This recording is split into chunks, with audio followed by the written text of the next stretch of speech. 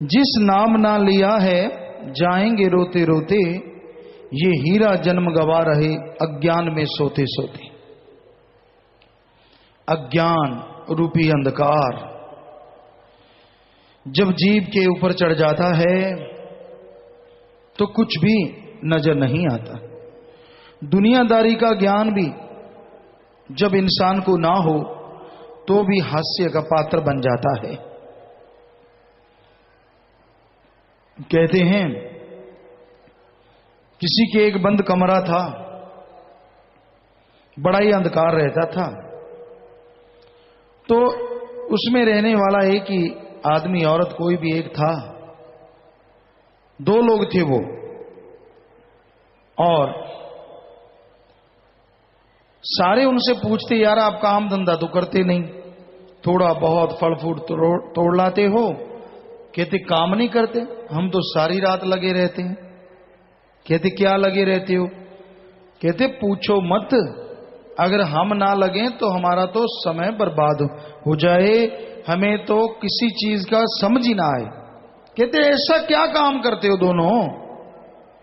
कहते हम कमरे में जाते हैं, जैसे सूरज छुप जाता है कमरे में अंधेरा आ जाता है, हम गठड़ी बांधते हैं बाहर खोल के आते हैं, गठड़ी बांधते हैं बाहर खोल के आते हैं, सारी रात ये काम करते रहते, तब जाके कमरे में प्रकाश आता है, अदरवाइज तो कमरे में प्रकाश ही ना आए। यानी उनको लगता कि रात जो है, जो अंधकार कमरे में आ जाता है, वो गठड़ियां बांध के बाहर ले जाते हैं, इस वजह से सुबह प्रकाश होता है। कौन बताए कि सूरज निकलता है तो प्रकाश होता है?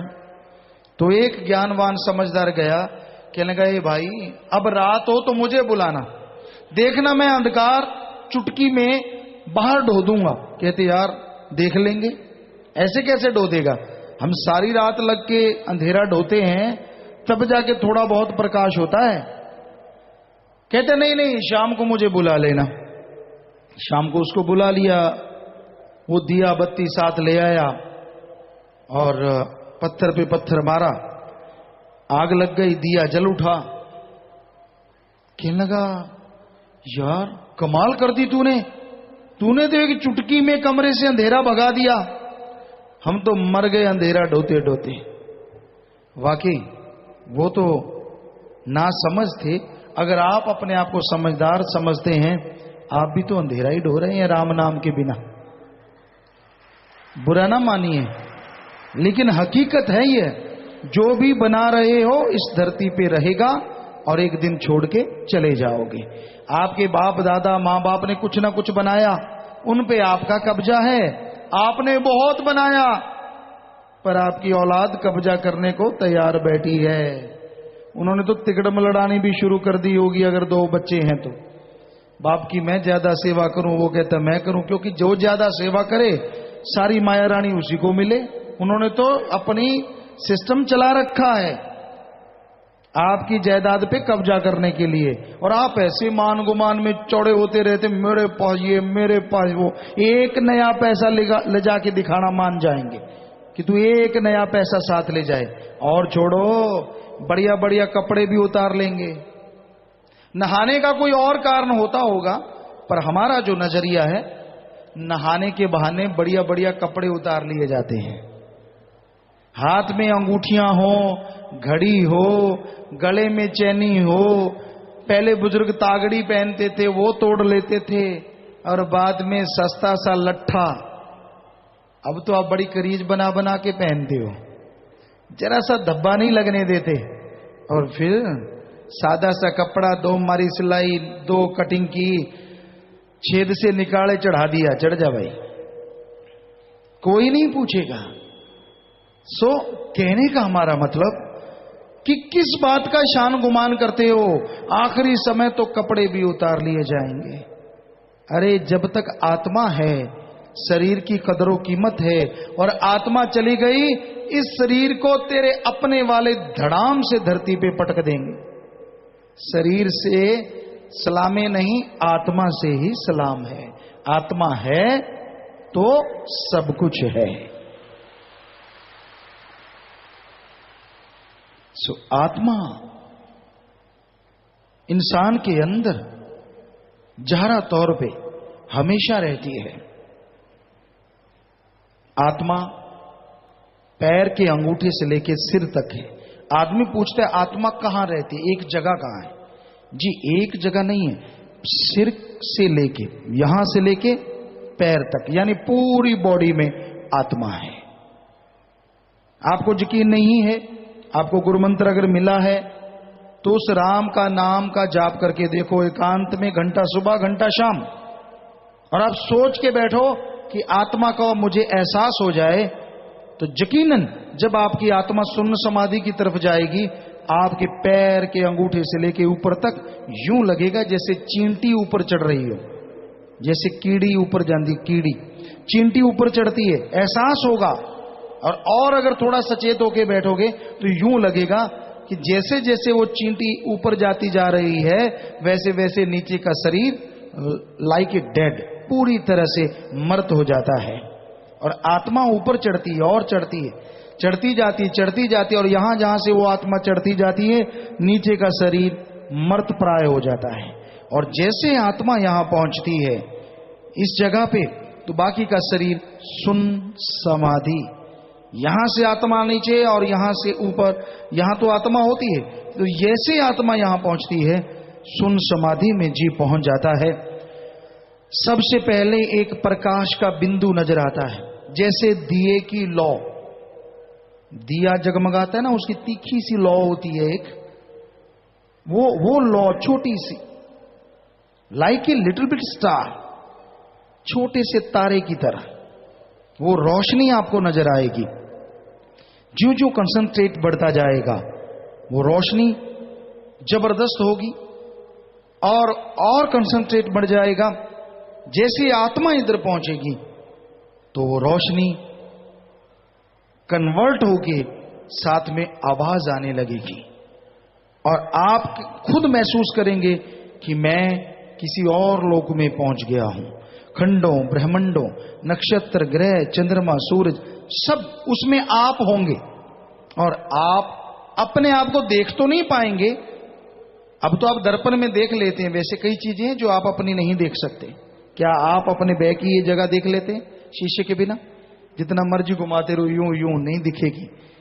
तो जैसे ये चीज आपको नहीं दिखती, वैसे आप अपने आप को नहीं देख पाएंगे, लेकिन महसूस करेंगे आपके चारों तरफ प्रकाश है, और असल में वो आपकी आत्मा का प्रकाश, यानी आप में एक सूरज से बढ़ के प्रकाश शुरू हो जाएगा।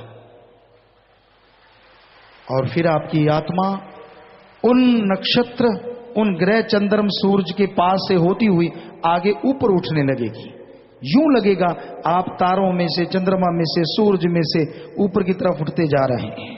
एक मीठी सुरीली आवाज जैसे चुंबक लोहे को खींचती है, ऐसे वो आपको खींच रही है। अपने सतगुरु मौला अल्लाह की आवाज, वाहिगुरु की वो तुर्की बाणी, अनहद नाथ हिंदू धर्म में लिखा है, इस्लाम धर्म में बांगे अल्लाही कलमा पाक, इंग्लिश फकीर the gods voice and light, वो रोशनी आवाज तो आपकी आत्मा को खींचेगी। और ये वो वक्त होगा जब आपका हर तरह का गम, दुख, दर्द, चिंता, टेंशन जड़ से खत्म हो जाएगा। विल पावर, आत्मविश्वास चरम सीमा पे होगा। जबरदस्त बदलाव आएंगे बॉडी में। यहां डॉक्टर साहबान बैठे हैं, तो वो किसी डॉक्टर से आप पूछ लीजिए, किसी भी डॉक्टर के पास ऐसा कोई दवाई, ऐसा कोई ट्रीटमेंट नहीं है जो हार्ट को आराम दिला सके। हार्ट चल रहा है तो सब कुछ चल रहा है, और दिल रुक गया तो सब कुछ रुक गया। पर जब आप सुन्न समाधि से ऊपर उठते हैं राम नाम के द्वारा, प्रभु की भक्ति इबादत के द्वारा, तो आपका दिल धड़कता तो है, पर बहुत धीरे धीरे आराम से पंपिंग करता है। नब्ज 72 की जगह नाम मात्र रह जाती है। धड़कन, ब्लड प्रेशर वगैरह सब बिल्कुल रुक से जाते हैं। और हार्ट आराम हम इसलिए कहते हैं कि जब फिर से आत्मा बॉडी में आती है तो दिल एक स्वस्थ होके पूरी तेजी से और पूरे आराम से और सही गति से धड़कता है। और उसके अंदर जो चीजें आप एक्सपेरिमेंट कर नहीं सकते, शायद डॉक्टर करें, हमारी बात सुन के कोई करना चाहे, किसी ऐसे जीव के जो मृत प्राय हो, कि हार्ट जब बिल्कुल धीरे धीरे चलता है तो उससे हो सकता है बॉडी को भी बहुत सारे फायदे होते हो, क्योंकि ये अनुभव किया है। उसके बाद ऐसी ताजगी आती है, ऐसा नशा आता है, यूं लगता है कि चल रहे हैं यार, बड़ा धीरे चल रहे हैं, उड़ते जा रहे हैं। एक अलग सा मजा आता है, एक अलग सा नशा, एक अलग सी खुशी, एक अलग सी पावर बॉडी में एहसास होता है। तो ये कैसे होता है? माइंड को भी आपके हिसाब से तो खून की सप्लाई कम होगी तो बॉडी कमजोर हो जानी चाहिए, होता है बिल्कुल उल्टा। इतनी पावर और इतना नशा, और यूं लगता है पांव तो धरती पे टिक ही नहीं रहे, मैं तो यार हवा में उड़ रहा हूं। पर अहंकार में हवा में नहीं उड़ता, रहती दीनता है, नम्रता, भावना शुद्ध रहती है। इंसान को अहंकार नहीं आता, बल्कि वो दीनता, नम्रता धारण कर लेता है। तो ये परिवर्तन होते हैं बॉडी में, शरीर में। निर्भय, कोई भय नहीं रहता, निर्वैर, किसी से बैर नहीं रहता, क्योंकि जब उसकी आराधना करते हैं जो इन सब का स्वामी है, तो नेचुरली साधक भी वैसा ही बन जाता है जिसकी साधना करता है। जैसा करो संग वैसा चढ़े रंग। आप चुगली निंदा करने वालों के पास बैठो, आप जुआरी के पास बैठो, नशा करने वालों के पास बैठो, कितने भी आप पक्के हो, पर समय धीरे धीरे गुजरता जाएगा और आपका दिल कराएगा कि थोड़ा थोड़ा आप भी करके देख लें, हर्ज क्या है, अंदर जरूर आ जाएगा। जो पहले शराब पिया करते थे उनके पास बोतलें रख दो, देखते हैं लारें टपकती है कि नहीं। चाहे सतगुरु मालिक रहमत करे वो नहीं पिएंगे, लेकिन कहीं ना कहीं तो ख्याल है यार ये लाल वाली पिया करते थे, हाँ ये पीले वाली पिया करते थे, ये बिस्की, ये फलानी, ये धिंकड़, बड़ा ज्ञान आ रहा है भाई, अंदर ललक उठ रही है। पर मालिक की रहमत है, आप नहीं करते ऐसा। शायद विश्वामित्र जी ऋषि हो गए थे, बड़ी भक्ति की, बड़ी जबरदस्त, शायद यहां तक हमें ख्याल था, हो सकता है कोई और महर्षि हो, हमारा नाम ख्याल से निकल गया। तो कहते हैं इंद्र का सिंहासन डोलने लगा, बड़ा कुछ होने लगा, कहने लगे इसका ये छुड़वाएं कैसे, ये तो भक्ति बहुत करने लगा है, राजा था वो। तो कहने लगे इसके पास एक तीर कमान रख देते हैं। अब बहुत सुंदर तीर रख दिया, और बहुत सुंदर से तीर रख दिए गए और कमान रख दी गई गजब की। अब वो बाहर से जंगलात से आया, कुटिया में इतना सुंदर धनुष बाण कि पहले तो क्योंकि भक्ति कर रहा था, आया यार किसी ने चाल तो नहीं खेली, फिर मन के लगा देख तो ले कितना खूबसूरत है, देखा दूर से, कहते ना हाथ नहीं में लगा था। अगले दिन फिर भक्ति की, लेकिन ख्याल तीर में आ गया, भक्ति में कम हो गया, क्योंकि बहुत तीरंदाज था, अच्छा था। वापिस आया, चल यार भक्ति तो बहुत सारी उम्र पड़ी है, तीर उठा के देखते हैं। उठाया तीर, हो यार बड़ा सीधा है, बड़ा कमाल का है, बड़ी पहुंच होगी इसकी, तो बड़ा पावरफुल है, आगे की तरफ वजन बढ़िया है, पीछे ऐसा है, ये पकड़ में बहुत सुंदर है, चलो इसको धनुष पे चढ़ा के तो देखें। धनुष उठाया, अरे रे रे यार गजब हो गया, खींच के छोड़ा, जब कहने लगा वाह वाह कमाल है, अब इस पे धनुष चढ़ा के देखते हैं। प्रत्यंचा जब खींची, चढ़ाई, तो कमाल की आवाज आई, बड़ी मीठी, बड़ी अच्छी। शिकारी लोग ही जानते जो चलाया करते थे, उस आवाज में मस्त हो गया। कहने लगा चलो तीर छोड़ते हैं, ऊपर को करके तीर छोड़ा, तीर आंखों से ओझल हो गया। वापिस आया बहुत देर के बाद, कहने लगा वाह क्या कमाल है यार। तो शिकार कहते ना ना ना ना शिकार नहीं करना, आप भक्ति कर रहे हैं, रख दिया। एक दिन गुजरा, 2 दिन गुजरे, तीर चलाते चलाते अंदर ललक पैदा हो गई, यार खाली क्या चलाना, जब टारगेट नहीं है तो इसके चलाने का क्या फायदा, चलो हाथी के देखते हैं लगा के ये कितना पार जाता है। और खींचा तीर, मारा, उसके तो पार होना ही था, लेकिन पारा भी डाउन हो गया। जब भक्ति पे बैठा तो बहुत कुछ उठ गया, चलो ओहो ऐसा हुआ मेरे साथ। सो कहने का मतलब मन आदि है, जहां भी बैठोगे, जैसे सोहबत करोगे, उसका रंग ही नहीं लेगा, वैसा करने के लिए आपको प्रेरणा भी देता रहेगा। इसलिए बुरे का संग कभी ना करो, बुराइयों का संग ना करो।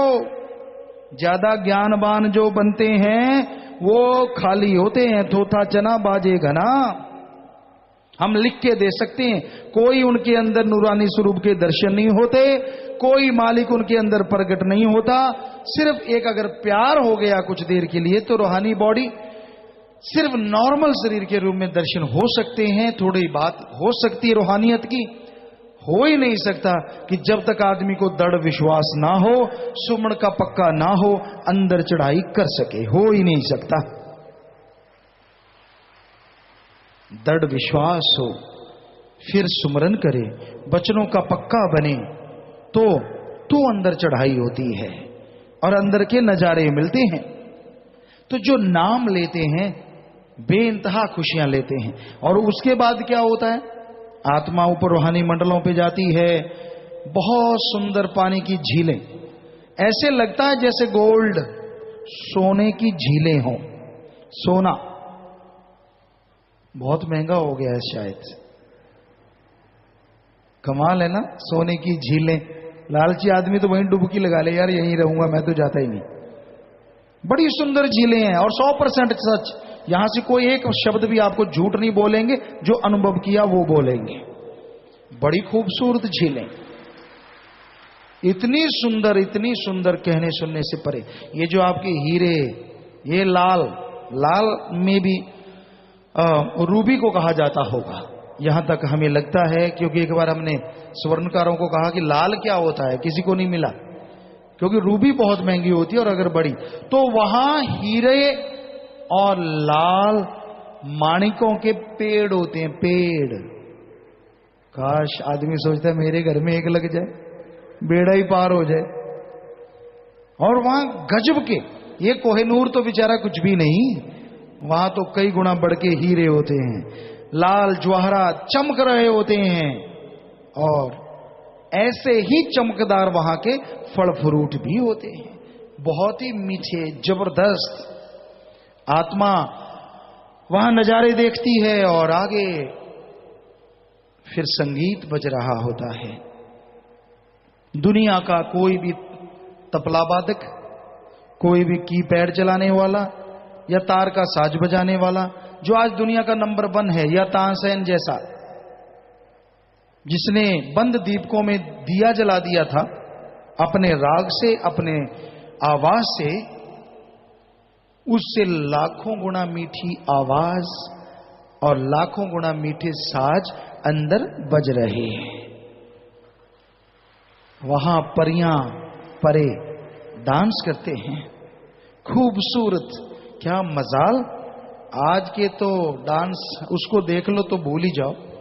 यहां सबसे बढ़िया डांसर, बेस्ट डांसर, ताल के ऊपर अगर पैर चलाने हो कितनी देर चला लेगा, 10 मिनट या 20 मिनट, बहुत बड़ी बात है अगर कंटिन्यू इतना चला ले तो। ताल पे फास्ट ताल चल रही हो और उस पे हर ताल पे उसका पैर ठुमका लगा रहा हो, कदम उठ रहे हो, बॉडी हरकत कर रही हो, 10 से 20 मिनट कर ले तो नाक में से धुआं, कान में से धुआं, काले पीले तारे नजर आएंगे। और वहां 24 घंटों चलता है, इससे भी सुंदर, बहुत खूबसूरत डांस। तालें बदलती रहती हैं और क्या मजाल की ताल बदले और उस पे पैर ना बदले, फौरन पैर भी बदल जाता है उन परियों का, उन परों का। क्या खूबसूरत डांस होगा। दिल ललचा रहा है, करो सुमरन, देख लो। सबके अंदर अखाड़ा लगा हुआ है, हमारे अकेले के अंदर थोड़ी, आप सबके अंदर, एक एक के अंदर ये हो रहा है, एक एक के अंदर। जिन्होंने नाम लिया उनके भी अंदर हो रहा है, पर वो तो बेचारे कहीं और ही रो रहे हैं। आपको तो एहसास है कि आप देख सकते हैं। देखो जरा सा किसी को खूबसूरत देखा, मूंछें ऐंठने लगे, अच्छा लगता है कि मुझे ही देख ले, मैं ही हूं सारा कुछ। और इधर वाला महकमा, ये सवारा वो सवारा, यूं आंखें मटकाई है, मैं खूबसूरत, मुझे देख रहा है वो। देखनी है खूबसूरती तो अंदर देख लो, क्या गजब है खूबसूरती अंदर, क्या कमाल है। और आत्मा पूरे सदगुरु की रुकती नहीं, उनमें उलझती नहीं, उन खूबसूरतियों को देखती, सबका नजारा लेती और आगे काल महाकाल के रूप में दर्शन देता है। उसका भी नूर है, सैकड़े हजारों सूरज का नूर है। बड़ा, कई फकीर तो वहीं रुक गए, पूर्ण गुरु धारण ना कर पाए, वहीं उलझे हुए, उसी नाच गान में उलझ गए। लेकिन पूर्ण गुरु की आत्मा वहां नहीं रुकती, बढ़ती जाती है, बढ़ती जाती है, और पार ब्रह्म, या सारे खंड ब्रह्मांड, सारी त्रिलोकियां, जैसे सुई का नक्का होता है इतनी जगह, ऐसे इतना कुछ लग रहा है, ये तो एक धरती है, सारे खंड ब्रह्मांड वहां सुई की नोक जितने होते हैं, यानी इतनी ये सारी जगह वहां इतनी बन जाती है। और आत्मा जैसे उसको पार करती है, बहुत सारे अंधकार आते हैं, बहुत कुछ आता है, सैकड़े किलोमीटर, हजारों किलोमीटर अंधकार है, और चढ़ाई है तो लाखों किलोमीटर, और गिरता है तो लाखों किलोमीटर, लेकिन सतगुरु की आवाज यूं रखती है, लाइट, रोशनी ही रोशनी। और फिर आत्मा उसको पार करते ही उस परम पिता परमात्मा के नूरी स्वरूप के दर्शन होते हैं, जिसके एक रोम में हजारों लाखों सूरजों से बढ़ के प्रकाश होता है, सिर्फ एक रोम में। और जब आत्मा उसकी खूबसूरती देख लेती है, जब लौट के आती है, तो परी परे सारे गायब हो जाते हैं, क्योंकि उसके सामने किसी की खूबसूरती टिकती ही नहीं, ऐसे लगता गंदगी के कीड़े से हैं, उसकी खूबसूरती तो सबसे निराली है। ऐसे तो नहीं उसके आशिक हुआ जाता, उसमें भी ऐसी बात है जो किसी और में सोची भी नहीं जा सकती, कल्पना भी नहीं की जा सकती। तो इस तरह जो नाम लेते हैं वो अंदर की चढ़ाई करके मालिक के नूरी स्वरूप के दर्शन कर सकते। सहस्दल कमल, कोई स्टेजेस, सच्चे सौदे के मुरीदों को नहीं रुकना पड़ता, एक्सप्रेस गाड़ी है, कोई त्रिकुटी भंवर गुफा में उलझना नहीं पड़ता। मस्ताना जी महाराज सीधे ही वचन लेके आए हैं, एक पैर यहां, एक सीधा सचखंड। कई पूछते हैं गुरु जी बीच में क्या आता है, जब तूने रुकना ही नहीं, जरूरी है लोकल पे चढ़ना, चढ़ जा एक्सप्रेस पे सीधा ही। सतगुरु ऐसी एक्सप्रेस लेके आए हैं सच्चा सौदा में मस्ताना जी महाराज, और कहने सुनने से परे हमें सतगुरुदाता शास्त्राम जी ने समझाया, बताया। अमल करके देखो, अमल सिर्फ बातों की ना खाया करो, अमल करोगे, चल के देखोगे, नजारा ही कुछ और है। लेकिन जो नाम नहीं लेते, जाएंगे रोते रोते, वो वैसे तो क्या चढ़ेंगे, जब मरेंगे तब भी बुरा हशर होगा।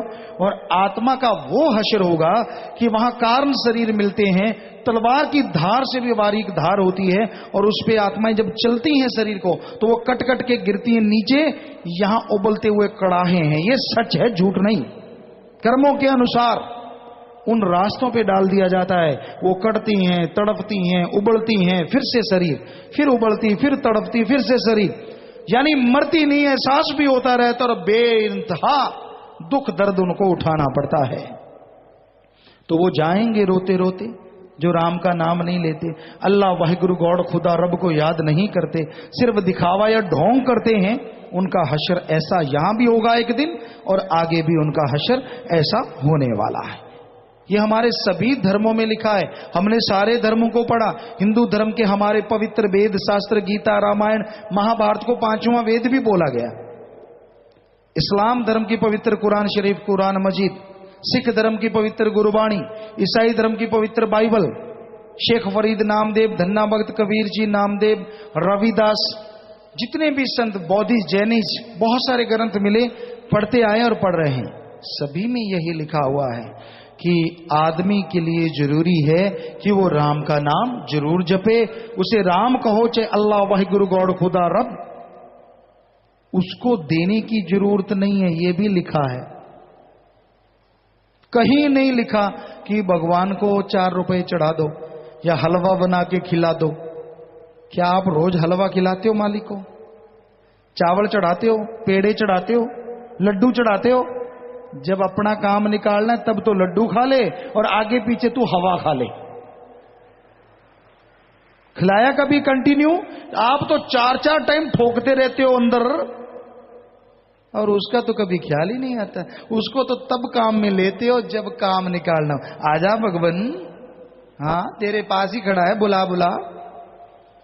बड़े पंतरे बदलता है आदमी भगवान के सामने, गलतियां करेगा, गुनाह करेगा, और जब भोगना पड़ता है तब बिलबिलाता है, मैं तेरी काली पीली नीली सफेद गऊ। जैसे काम निकल जाए फिर सांड बन के अकड़ता है।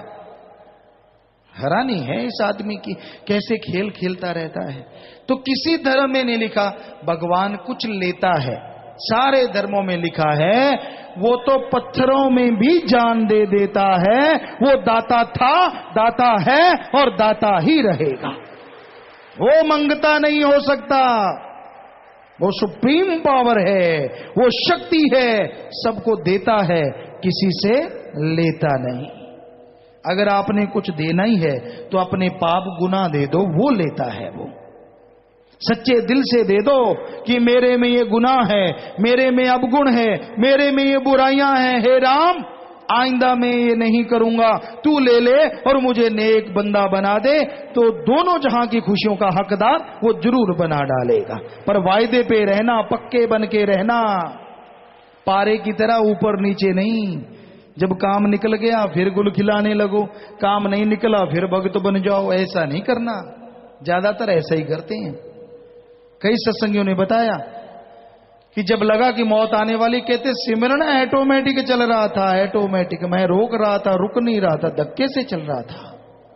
और जैसे काम निकल गया वो दिन गया और आज का दिन, किसी को बीमारी हो जाए, किसी का बच्चा बीमार हो जाए, पेपर जब बच्चों के होते इम्तिहान हो जाए, क्या मालिक को याद करते, सुबह पेपर आने वाला है, आता जाता कुछ है नहीं, फिर राम राम मालिक, हे पिता, हे राम, हे ईश्वर, जिसको भी वो मानते, हे भगवान, हे भाई गुरु, शाम को आजा, पत्थर दिखा जा, सुबह देखना 25 का चढ़ाऊंगा।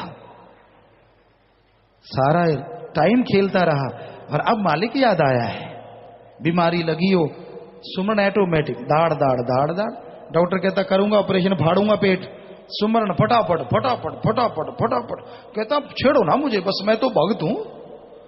डॉक्टर ने सुबह देखा कि तू तो ठीक ठाक है भाई, तेरे तो ऑपरेशन पता नहीं कैसे ठीक हो गया।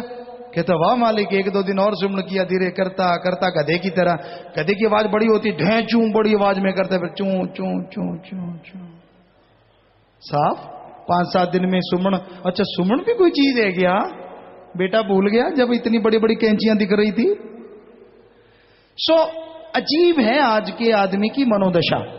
काम निकालना हो, मतलब निकालना हो तो राम जी अच्छे लगते हैं, और काम निकल जाए तो कौन राम कैसा भगवान सब भूल जाते हैं। तो हशर फिर बुरा होता है, कर्मों की मार झेलनी पड़ती है। इसलिए कंटिन्यू सुमन करते रहो कि कोई बुरा कर्म आए, बीमारी आए, उससे पहले ही कट जाए।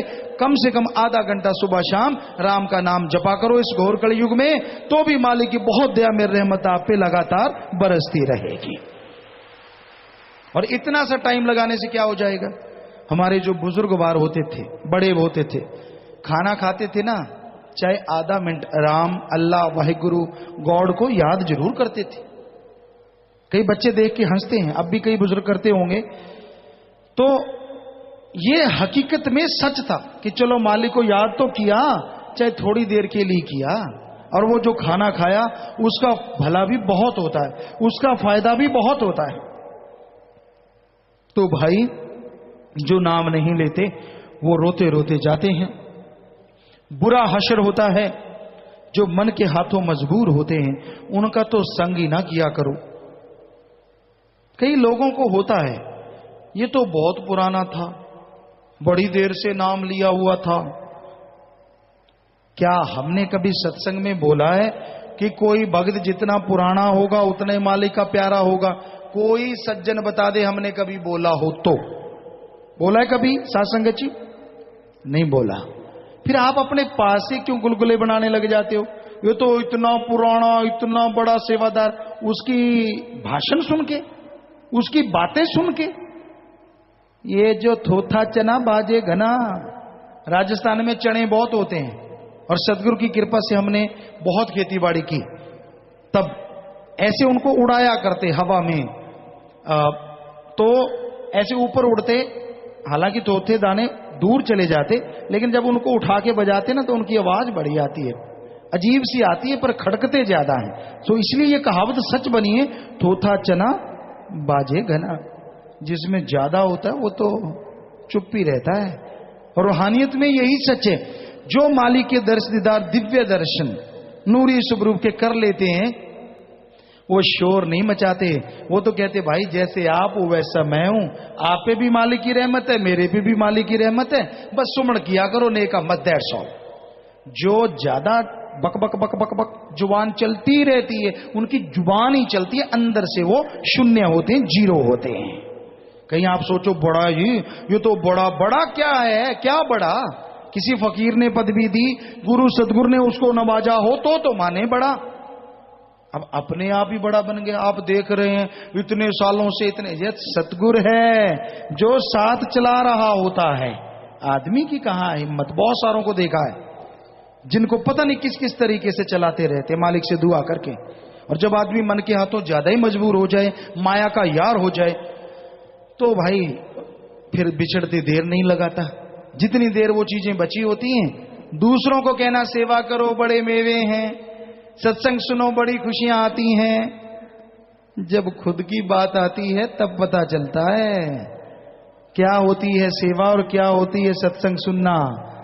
मैं तो पलना छोड़ूं, मैं तो दो पलना छोड़ूं, फिर ना छोड़ो भाई, क्या आफत आ गई। सो प्यारी साध संगत जी, गुमराह नहीं होना चाहिए।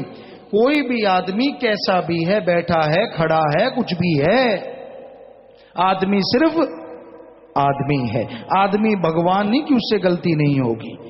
कोई भी आदमी कभी भी कोई भी गलती कर सकता है, लेकिन अपनी गलतियां नहीं गाएगा, वो दोष अल्लाह राम में निकालेगा, या साथ संगत में या दूसरों में दोष हर इंसान निकाला करता है, खुद में दोष कोई नहीं मानता। सतगुरु मौला रहमो करम की बरसात दोनों जहां में, सभी त्रिलोकियों में निरंतर करते रहते हैं, और भाग्यशाली होते हैं जिनको उनका रहमो करम बरसता हुआ नजर आता है।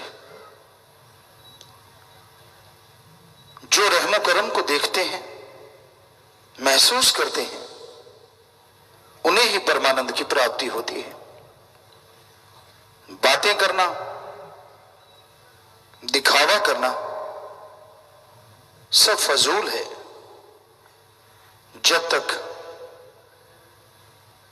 मालिक का परमानंद नहीं मिलता। क्या निशानी होती है? कुछ एक निशानियां उन साधकों में नजर आने लगती हैं जो मालिक से बेइंतहा मोहब्बत करते हैं। कभी किसी भी बात पे वो अहंकार नहीं करते, उनके अंदर खुद ही नहीं होती। मालिक चाहे कितनी भी उनकी कार सवारे या उनके द्वारा कार सवारे, उनमें कभी ये मैं तो आती ही नहीं कि मैंने किया, मैंने वो किया, मैंने ये किया। सब अपने सतगुरु मौला पे छोड़ते हैं। वो मालिक के रजा को सर्वोपरि मानते हैं। कभी गुस्सा नहीं आता। भक्त जन को, संत पीर फकीर के लोग सोचते हैं उनको गुस्सा क्यों आ जाता है। कबीर जी ने लिखा है, संतों का क्रोध दाती है, लोगों का प्यार भी घाती है। क्यों आ जाता है? अब आपको हम एक बात कहते हैं कि आप कोई भी इंसान, आप में से मालिक ऐसी नजर दे दे कुछ घंटे के लिए कि आप जिस आदमी को देखो आपको पता चले कि उसके साथ आने वाले टाइम में क्या होने वाला है। आप उसे समझाएं, हाथ जोड़ें, मिन्नत करें, वो ना माने, पर आपने भला करना ही करना है, आपको ये हुक्म हो कि भला करना ही करना है, तो आपको गुस्सा तो आएगा ही। फिर आप गुस्से में कहेंगे कि तू ऐसा क्यों नहीं, ये वो फलां। चलो क्या पता गुस्से में ही कोई मान जाए। मान गया तो मानने वाले का बेड़ा पार। फकीर को थोड़ा यही कह देंगे ये तो गुस्सैल है, क्या फर्क पड़ता है। इसलिए संतों को गुस्सा आता है। कभी कभार किसी बुरे काम के लिए नहीं, पर्सनल अपनी सेवा के लिए लड़ते नहीं। वो कोई बात सख्त अल्फाज, सिख धर्म की पवित्र गुरबाणी ले लो, उसमें लिखा हुआ है गुस्से में ही कहिए, सख्त अल्फाज कहिए, जो मर्जी आप कह लीजिए कि जो राम नाम नहीं जपते वो गधे हैं, वो जो खाते हैं वो सूअर की तरह खाते हैं गंदगी। अब इससे सख्त अल्फाज क्या होंगे। बोलते हैं कुत्ते की तरह भौंकते हैं। सोचते हैं, सांप की तरह विष घोलते हैं। तो ये सख्त अल्फाज नहीं तो क्या है? तो वो कोई गलत करने के लिए नहीं। जब गुरुओं ने देखा कि ये तो मानते ही नहीं, हमारी बात समझते ही नहीं, तो बोला कि आप राम अल्लाह वाहिगुरु की याद के बिना जो खाते हो वो सुअर की तरह गंदगी का भोग लगाते हो। परमात्मा के बिना जो सोचते ही रहते हो, प्लानिंग चलती रहती दिमाग में, वो सांप की तरह विष घोलते हो। मालिक की याद के बिना जो बोलते हो वो कुत्ते की तरह भौंकते रहते हो, काग की तरह कर्कश बोलते हो। तो गधे की तरह बोझा ढोते हो। अब गधे को कौन सा गोल्ड मेडल देता है कोई? बेचारा सारा दिन लगा रहता है। हमने देखा था, क्योंकि वैसे तो नहीं देखा, देखना पड़ता था। स्कूल में जाते थे, वहां पास में ही जब स्कूल में एंटर होना होता था, पास ही एक कुम्हार भाइयों का घर था, वहां खूब गधे होते थे। सारा दिन उन पे कभी मटके लाद लिए, कभी कच्ची ईंटें ढोली, कभी कुछ कर लिया। शाम को हमारी कई बार 4:30 बजे छुट्टी होती, तो उसके गल से रस्सा उतारते देखा और उनको कूड़े करकट का ढेर, जिसे पंजाबी च कहते रूड़ियां, उस पर दुलत्ती झाड़ते देखा। ही और दे दुलत्ती। कोई दाना डाला नहीं देखा हमने तो कभी। कभी चने डाल दिए हों, कभी बिनोड़े डाल दिए हों, ना जी सूखा साखा घास खा के और उसमें लोट पोट होके छलांगे मार के फिर वैसी का वैसा आ जाओ भाई। तो गुरुजी कहते हैं अगर आप राम नाम नहीं जपते, मालिक की भक्ति नहीं करते, किसी का भला नहीं करते, तो गधे की तरह हो। तो इतने सख्त अल्फाज क्यों कहे बताओ? उनको कुछ मिल जाता? अगर कोई मान ले तो क्या होगा? मानने वाले का ही फायदा होगा। इसलिए गुरु संत पीर पैगंबर कभी किसी को बुरा कहते ही नहीं। लगता बुरा जरूर है। आपके शरीर पे आपको पता ना हो कि जख्म है, स्प्रिट ले लो, उसको लगाते जाओ, यहां जख्म है वहां जलेगा ही जलेगा। तो संतों के वचन तो स्पिरिट है, एंटीबायोटिक। अब अगर आप में कमी है तो लगेगा, नहीं कमी तो नहीं लगेगा, पर लगेगा फिर भी, क्योंकि अच्छे वचन फिर अच्छे लगेंगे। अगर आप में अच्छाई है तो आपको लगेगा यार गुरु संत सही कहते हैं। और अगर आप में कमी है तो आपको नहीं, कोई बात थोड़ी है। जब भी सुनते हैं तवा लगा देते हैं। तवा कह लो, चाहे प्लेट कह लो, चाहे कढ़ा कह लो, चाहे तस्तरी कह लो बहुत बड़ी, लगाना तो नहीं छोड़ेंगे। सवाल पैदा ही नहीं होता। ये कैसे हो सकता है कि हम अपनी ड्यूटी छोड़ दें? आप छोड़ सकते हो, आप अपना रास्ता बदल सकते हो, हमें हमारा खस्म नहीं बदलने देगा जो दोनों जहां का दाता है, जिसने अपना रूप बनाया है। हम में तो कोई ताकत नहीं, हम तो कुछ भी नहीं कर सकते। हमने तो साफ लिखा था जब गुरुगद्दी पे भी सदगुरु मौला ने बिठाया, ना हम कुछ कर सके ना ही हम कुछ जान, जो किया कर रहे करेंगे शास्त्र नाम जी, भयो संत ही संत। आप ग्रंथों में पढ़ लो, वो हमारे ही बनाया हुआ शेर है। तो कहने का मतलब सदगुरु मौला ने ही बनवाना, उसने ही सब कुछ करवाना होता है। तो गुरु कैसे छोड़ दे? सच कहना, पर कभी उसको बुरा ना माना करो। आपको लगे संत पीर फकीर ये बात कह रहे हैं, मुझे कह रहे हैं, शांत हो जाओ, किसी को पता ही ना चले, पर तौबा कर लो अकेले में या अपने गुरु के सामने कि हे मेरे मालिक, हे मेरे पीर, हे मेरे रहमत करवाने वाले दाता, आइंदा से मैं ये गुनाह नहीं करूंगा। तो फिर वैसी बात आपको कभी पीड़ होगी ही नहीं, दर्द होगा ही नहीं। तो ये तो बात है कलयुग के शिष्यों की। गुरु सोच के बोले, और गुरु कहता है पहले तोलो फिर बोलो। वो शिष्यों को कहता है कि आप कभी भी समाज में रहते हो, कुछ भी कहते हो, आप पहले तोलो, उसको तोल लो और फिर बोलो, ताकि आपका कोई गलत असर ना हो। पर आज कलयुग है, आज शिष्य कहते गुरुजी पहले तोलो फिर बोलो, सीधा मत वचन कर देना, देख लो क्या किया जाए। हम तो कहीं बोलते ही नहीं, आप कहते हो हम तो कुछ ही नहीं बोलते, पर क्या करें। साईं मस्ताना जी महाराज भी कहा करते थे कि भाई वो अंदर वाला कहता है बोल, कह, ऐसे कर, हम कौन होते ना करें, फिर हमारी क्या मजाल। तो वो बात है भाई, हमें तो बात कहनी ही पड़ेगी, माइक की क्या ताकत कि हम बोले और माइक आप तक ना पहुंचाए, सेल डाउन हो जाए तो बात लगे। पहुंचा रहा है ना हर बात जो हम बोल रहे हैं। वैसे हम तो माइक हैं, बोल तो सतगुरु मौला रहा है, बात आप तक पहुंचेगी पहुंचेगी। आपको एलर्जी करती है तो मालिक से दुआ करेंगे, आप सुमन करें, एलर्जी बंद हो जाएगी। आपको अच्छी लगती है तो मालिक से दुआ करेंगे, हर बात अच्छी लगने लग जाए, आप इतने अच्छे बन जाओ। हमने तो दुआ ही करनी है, कोई बद्दुआ नहीं देनी। कोई जालसाजी करे, कोई स्कीमें बनाए बैठे हैं लोग, कई तरह की स्कीम बना के, योजना बना के, ऐसे करेंगे फिर ऐसे करेंगे फिर ऐसे करेंगे। वो कसम पहले ही बता देता है कि ये लोग ऐसा कर रहे हैं, पर क्या करें, नाम लेके तो नहीं ना किसी को कुछ कह सकते, शरेआम आपके सामने कह ही रहे हैं। तो ऐसा घोर कलयुग आ गया है, भयानक समय। तो आप इसमें सुमरन करें, भक्ति इबादत करें तो खुशियां मिलेंगी, मालिक की कृपा दृष्टि बरसेगी, मालिक के रहमो करम से नवाजेंगे। और जो भक्तजन होते, साधक होते हैं, वो बहसबाजी नहीं करते, अपनी बढ़ाई के लिए चमत्कार नहीं सुनाते। आपने सुने होंगे कैसे लुटिया डूब जाती है उनकी जो फिर बड़बोले होते हैं। मालिक जब सब कुछ दिखा देता है, ये नहीं दिखाता कि तू बेमुख होगा, ये नहीं दिखाता कि तू अपने पैरों पे कुल्हाड़ी मारेगा, ये नहीं दिखाता कि तू निंदक बनेगा। ये क्यों नहीं दिखाया मालिक ने? फिर बाकी सारी चीजें तो दिखा दी। तो ये सब बकवास होता है, झूठ होता है। कई लोग इतने चालाक चालबाज होते हैं, उन्हें कोई अनुभव नहीं होता रूहानियत का। पर आप में से कोई भी एक दूसरे को अगर ये सुनाए, गुरुजी ने दर्शन दिए, मुझे ये वचन किए, फिर ऐसा हुआ, क्या आप उसको कहोगे झूठा है? नेचुरली नहीं कहोगे।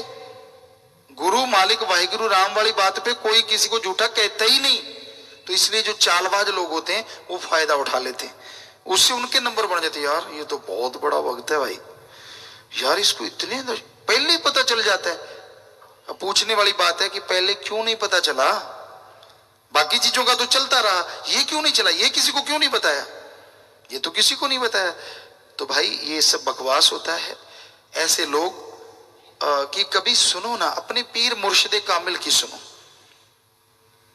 चमत्कार आपके साथ भी कदम कदम पे होंगे, अगर दृढ़ यकीन रखोगे, विश्वास रखोगे, सुमरन करते रहोगे। लेकिन उसको जितना अंदर समेटोगे, क्योंकि जो सुमरन के द्वारा चमत्कार होते हैं, जो रूहानियत के चमत्कार होते हैं, उनको जज्ब करते जाओ तो वो बढ़ते चले जाते हैं। वरना मन अहंकार में आ जाता है कि यार मैं भी कोई चीज हूं, मुझे तो कदम कदम पे हो रहा है। लोग और पंप मारते रहते, वाह जी वाह वाह जी वाह, कोई तो पांव के हाथ लगा, ये कर, वो ये तो बड़ा ऊंचा है, ये नहीं पता अभी खाली लिफाफा है, पता नहीं कब पटाखा बोलेगा। तो इसलिए भाई ऊंचा तो एक ही है, अल्लाह वाहिगुरु राम सतगुरु दाता। किसी को उसके सम कभी ना मानो, चाहे कोई भी आ जाए। साईं मस्ताना जी महाराज कहते, चाहे कोई गोल्ड का सोने का बन के आ जाए, हीरे जवाहरत का बन के आ जाए, पर मालिक सतगुरु तो सतगुरु है। बराबर ना मान बैठना। बराबर तो क्या, आपको क्या पता कौन पहुंचा हुआ है? कोई पता नहीं चलता। पहुंची हुई की निशानियां आपको बता दी। शांत स्वभाव है, गुस्सा नहीं आता, और मालिक का नाम जपता है। कोई पूछे कि भाई क्या नजारे आते हैं, तो उसका यही कथन होता है, सुमरन कर भाई, मुझे आए तुझे भी आएंगे, मेरा गुरु वो तेरा भी वो मुझे दिखाता है तुझे भी दिखाएगा। बल्कि ये नहीं कहेगा मैं सुनाता हूं ऐसा वैसा। नाम दिलाने के लिए कोई किसी को ऐसी बात सुना दे, गिरते हुए यकीन को सही लाने के लिए अपने साथ हुई मालिक की रहमो करम को बता दे और उसको संभाल दे, तो उसकी तो सेवा बढ़ गई। पर बात बात पे सुनाना, अपनी बड़ाई करना है। लोग अपनी बड़ाई करते हैं, मैंने कहा था हुआ ना, मैंने ऐसे बोला था हो गया ना। फिर ये कहो कि मालिक ने कर दिया, हो कैसे गया? उसकी रहमत से हो गया। तो प्यारी साध संगतियों, साधक जो होते हैं वो साध लेते हैं अपने शरीर को, चेहरे पे नूर। नूर का मतलब सफेद रंग नहीं होता, एक अलग आभा होती है। चाहे वो काला रंग है, चाहे गेहूं जैसा है या बिल्कुल गोरा है, उसका एक नूर होता है जो कशिश होती है। जैसे चुंबक लोहे को खींच लेती है, ऐसे उसके चेहरे को देखो, तो वो अपनी तरफ खींच लेता है। अट्रैक्शन बहुत जबरदस्त होता है। तो वो समझो भक्त है, पर इसका मतलब ये नहीं कि उसको पूजो, उसको पूजो जिसका वो भक्त है, क्योंकि उसका अपना कुछ भी नहीं है। नूर आ गया, सुरूर आ गया, कुछ भी आ गया, आया किसकी वजह से? आया तो सदगुरु मौला की वजह से। तो फिर उसको पूजने की क्या जरूरत? वो जाट की तरह अकबर को उसने बोला, कहता तू मांग रहा है, मांगते से क्या मांगू, उससे ना मांगू जिससे राजा महाराजा मांग रहा है। तो वो बड़ी बात है भाई, किसी का नूर देके आशिक ना हो जाओ, अपने गुरु सतगुरु पे यकीन रखो, क्योंकि उससे ही उसको मिला सब कुछ। तो वो आपको क्या दे देगा जिसने किसी और से लिया है, तो उसी से मांगो। अपने सतगुरु मौला दाता रहे